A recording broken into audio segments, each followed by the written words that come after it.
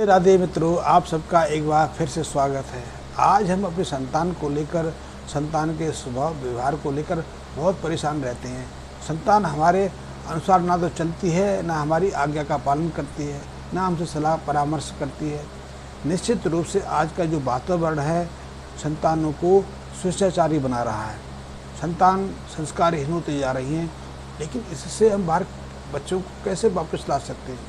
कैसे अपने घर परिवार में संतानों को सही तरीके से दीक्षित होने में, सही तरीके से आगे बढ़ने में मदद कर सकते हैं? तो संस्कार को यदि संस्कारित करना है, उन्हें आज्ञाकारी बनाना है, उन्हें जीवन में आगे बढ़ने के लिए प्रेरित करना है, तो इसमें भी गौ माता बहुत हमारी मदद कर सकती है। गौ माता की कृपा से हम अपनी संतानों में संस्कार बढ़ सकते हैं।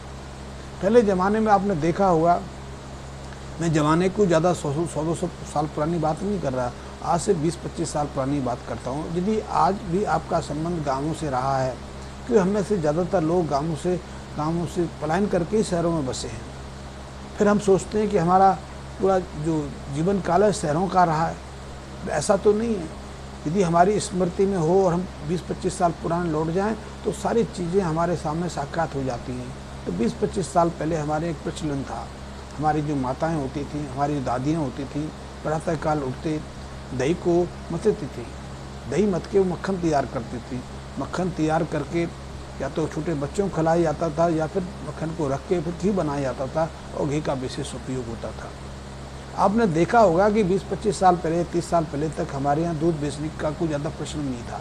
लोग पशु रखते थे, पशु का दूध स्वयं प्रयोग करते थे। यदि और दूध हो जाए तो उसको बांट देते थे, या नहीं बांटते थे तो उसका दही बना के घी निकालते थे, घी का प्रयोग करते थे। कुछ लोग तो ऐसे भी थे जो घी को बेचने का कार्य भी करते थे। घी बेचने की परंपरा तो हमारे यहाँ सदियों से रही है, दूध बेचने की परंपरा नहीं रही। और यदि हम और इतिहास में जाएं तो 1960 से पहले हमारे देश में दूध बेचा नहीं जाता था। आज भी बहुत सारे ऐसे लोग हैं जो दूध को बेचते नहीं, और लोग कहते भी हैं, ऐसे स्वयं अनुभव भी हैं कि जो दूध बेचता है उसकी मान सम्मान को क्षति पहुंचती है। हो सकता है दूध बेच के वो कुछ अर्जित कर ले, कुछ लाभ कर ले, लेकिन अंततः उसको बहुत सारी जो मानसिक शांति खोनी पड़ती है, गंवानी पड़ती है। लेकिन आजकल तो प्रश्न को दूसरा हो गया है। आजकल तो पशु इसलिए पाले जाते हैं कि दूध बेच के अपना परिवार पालेंगे, लेकिन पहले तो ऐसा नहीं था। लोग पहले पशु इसलिए पालते थे कि वो परिवार का सदस्य होता था, परिवार के जो मेंबर होते थे स्वस्थ रहें, निरोगी रहें, संस्कारवान रहें। क्योंकि यदि हमारे अपने परिवार का दूध हम प्रयोग करते हैं तो निश्चित रूप से हमारे ऊपर अच्छा प्रभाव पड़ता है। भैंस पालन की प्रक्रिया, भैंस का दूध पीने की जो पद्धति हमारे देश में आई है, वो भी कोई ज़्यादा पुरानी नहीं, उसका कोई पौराणिक इतिहास नहीं मिलता। भैंस का दूध का प्रचलन भी 1960 के बाद शुरू हुआ है। तब हमारे दिमाग में ये बैठा दिया गया कि भैंस का दूध ज़्यादा पौष्टिक होता है, ज़्यादा गाढ़ा होता है, उसमें ज़्यादा फैट होती है। लेकिन शरीर को जितनी आवश्यकता है उससे अतिरिक्त मात्रा में यदि फैट सेवन करेंगे, गाढ़ा दूध पिएंगे, तो वो हमारे शरीर को सूट नहीं करेगा, हमारे शरीर के अनुकूल नहीं आएगा। और इसी का परिणाम है कि हम ज़्यादा फैट वाला दूध तो अवश्य पी रहे हैं, उससे हमारे शरीर फूल भी रहे हैं, मोटे भी हो रहे हैं, हमारा वजन भी बढ़ रहा है, लेकिन हम धीरे धीरे बीमारियों की तरफ अग्रसर हो रहे हैं। और ऐसी ऐसी बीमारियां हमें को लगती जा रही हैं जिन्हें हमने कभी सुना नहीं, जिनके बारे में हमने कभी जाना नहीं। तो हमारी यहाँ परंपरा थी प्रातःकाल दही को मथकर मक्खन निकालने की, और ये मक्खन बहुत महत्वपूर्ण है। यदि हम बच्चों को नियमित रूप से मक्खन का सेवन कराते हैं तो वो संस्कारवान होते हैं, तीक्ष्ण बुद्धि के होते हैं, प्रबल प्रतिभा को प्राप्त कर लेते हैं, उनकी स्मरण शक्ति अद्भुत हो जाती है। स्मरण शक्ति नहीं, उनकी नेत्र ज्योति भी बढ़ती है। ऐसे बच्चों को आगे बढ़कर कभी अपनी आंखों पर चश्मा लगाने की आवश्यकता नहीं पड़ती। आप कहोगे मैं स्वयं चश्मा लगाता हूँ।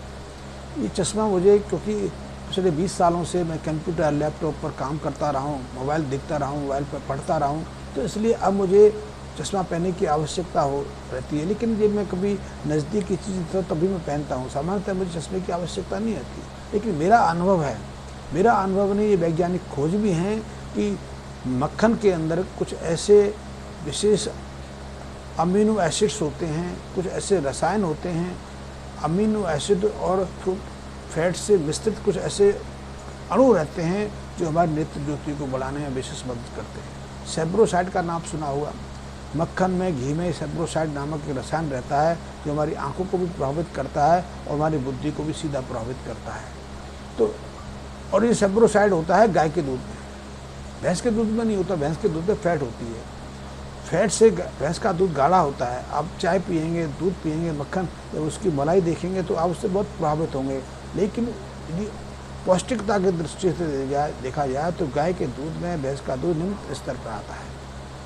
गाय का दूध पतला है, उतना कंसंट्रेट, उतना घनत्व नहीं लिए रहता, उसका फैट भी कम रहती है। जो गाय है हमारी, जो खास करके देसी गाय की बात करें तो देसी गाय के दूध में फैट की मात्रा 3 और 3.5% के आसपास रहती है, जबकि भैंस के दूध में फैट की मात्रा 6.5 से 8.5% होती है, इसलिए वो गाढ़ा होता है। इसीलिए उसका प्रभाव भी देखते हैं और इसीलिए हमारे दिमाग में बैठा दिया गया है कि भैंस का दूध गाय के दूध की तुलना में ज़्यादा बेहतर है, ज़्यादा पौष्टिक है।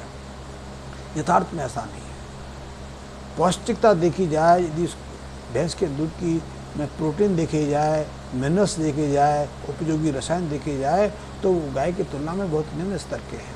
इसीलिए जो भैंस का दूध पीते हैं उसका मस्तिष्क विकास नहीं होता, तीव्र बुद्धि नहीं होती, उसकी जो नीति संस्कारवान नहीं रहता, उसकी बुद्धि मूल होती चली जाती है। लेकिन जो गाय के दूध को पी के बड़ा होता है, गाय के मक्खन का प्रयोग करता है, गाय के घी का नियमित रूप से प्रयोग करता है, उसकी बुद्धि भी तीव्र होती है। और सबसे बड़ी चीज़ है, यदि आप छोटे बच्चों को नियमित रूप से गाय के दूध से तैयार मक्खन का प्रयोग कराते हैं तो वो संस्कार बहुत संस्कारवान होती है, वो अनुशासन से चलती है, योग्य होती है, सफल होती है, सिद्धांतवान रहती है, उसकी नेत्र ज्योति प्रबल रहती है, मस्तिष्क क्षमता भी पूरी जिंदगी जब तक वो जिंदा है तब तक स्मरण में रहता है, उसको कभी को भूलने की बीमारी नहीं होती है। जैसे कि आजकल आपने बहुत लोगों को देखा होगा कि स्मृति खोस बैठते हैं, उन्हें याद नहीं रहता, इसको पार्किंसन डिजीज बोलते हैं।